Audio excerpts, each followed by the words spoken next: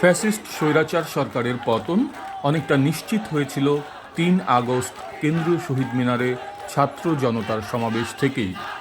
সারা ঢাকার বিভিন্ন প্রান্ত থেকে ছাত্রদের পাশাপাশি নানা শ্রেণী পেশার মানুষ সেদিন সমবেত হয়েছিল শহীদ মিনারে।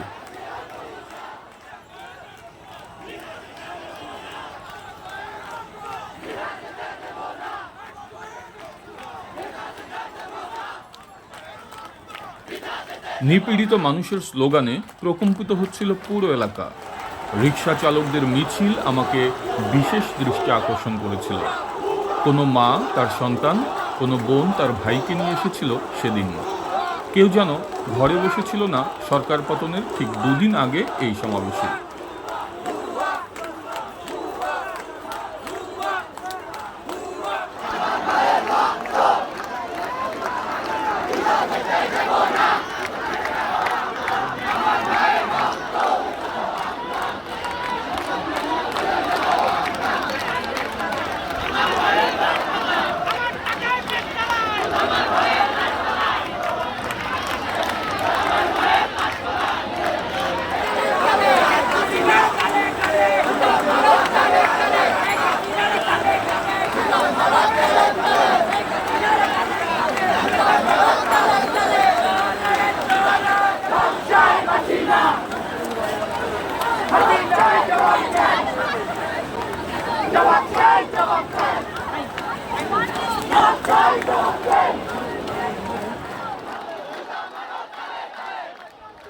নানা শ্রেণী পেশার মানুষ মিলিত হয়েছিল শহীদ মিনারে।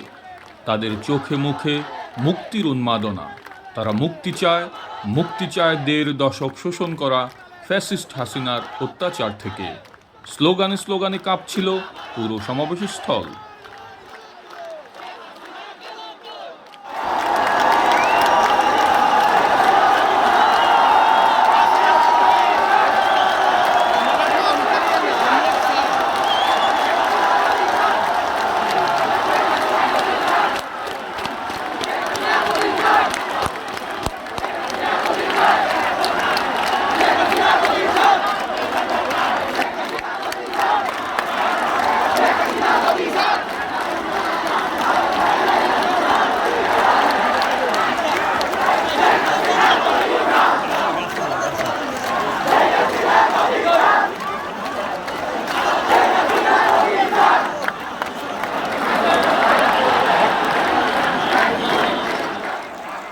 এ যেন এক গণজোয়ার, যে জোয়ারে ভেসে যাবে অন্যায় অবিচার।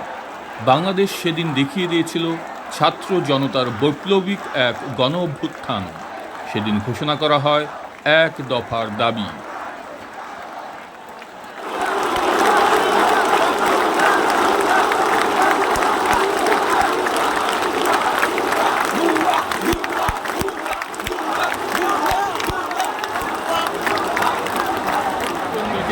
বাংলাদেশের ইতিহাসের এক ঐতিহাসিক মুহূর্তে আমরা এখন দাঁড়িয়ে। আমি এখন আছি আমাদের কেন্দ্রীয় শহীদ মিনারে, ঢাকা বিশ্ববিদ্যালয় এবং ঢাকা মেডিকেলের পাশে। আপনারা জানেন 1952 সালে ভাষা আন্দোলনে শহীদদের স্মরণে এই শহীদ মিনার আমার পেছনেই।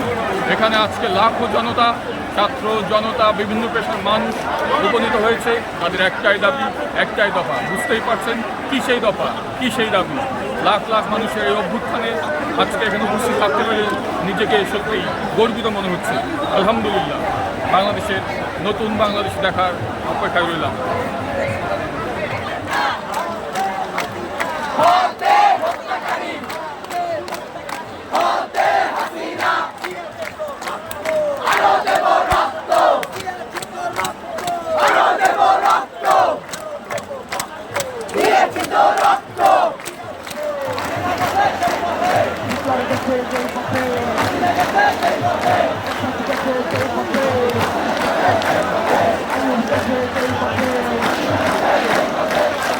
এখন বাংলা শ্রাবণ মাস, কিন্তু বাংলা এখন বসন্ত। আমার পেছনে দেখতে পাচ্ছেন বাংলা বসন্ত। স্বৈরাচার পতনে ছাত্র জনতা নেমে এসেছে এই রাস্তায়।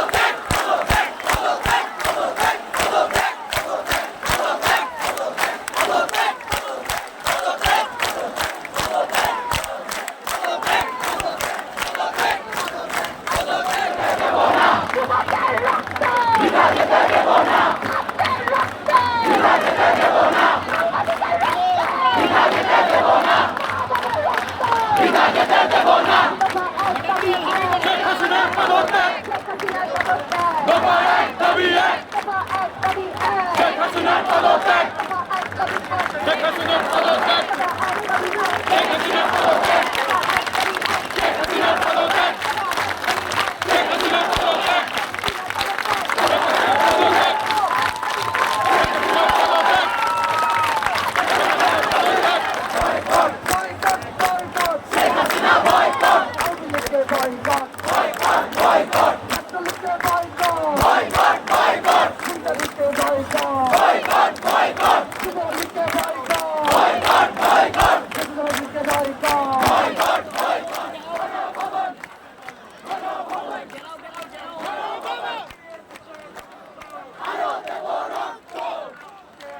সবার সম্মিলিত গণ আন্দোলনে হাসিনার পলায়ন ও সরকারের হয়তো পতন হয়েছে, কিন্তু এখনও রয়ে গেছে তাদের দোসররা, যারা আবার আমাদের পতাকা খামচে ধরতে চায়।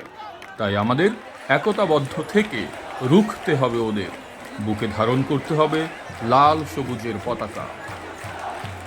হাজারের অধিক সংখ্যক শহীদদের এই রক্তের সমুদ্র পেরিয়ে আমাদের এই স্বাধীনতা বাংলাদেশ 2.0। নতুন স্বাধীনতা ধরে রাখতে হবে আমাদেরকেই। বাংলাদেশ এগিয়ে যাবে দুর্বার গতিতে ইনশাআল্লাহ।